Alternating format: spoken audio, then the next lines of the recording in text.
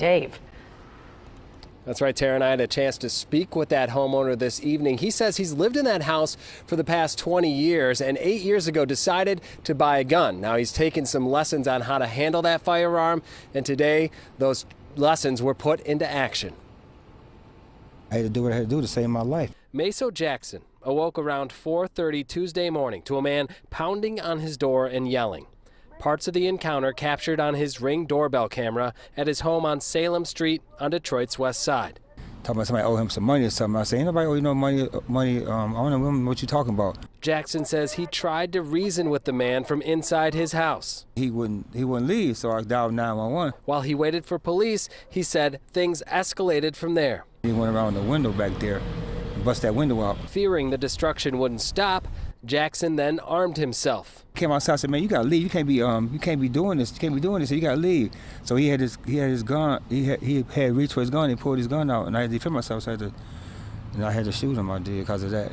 Firing 4 shots, they hit the man in the chest, killing him. It was me or him at that point. I didn't want to hurt nobody, but he just wouldn't quit.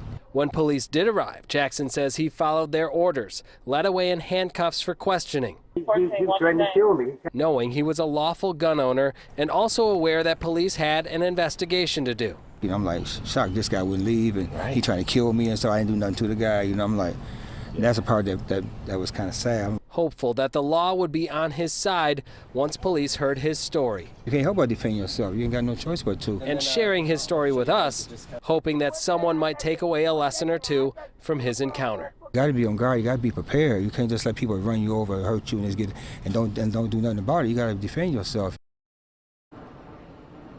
And Detroit police did confirm they did take away Jackson for questioning and kept him in custody for several hours before releasing him without any charges. But ultimately, it will be up to the prosecutor's office after they review the entire case to decide what, if any, charges may come of all this. Reporting live tonight, Dave Spencer, Fox 2 News. Well, at this point, it does sound like the Castle Doctrine is on his side.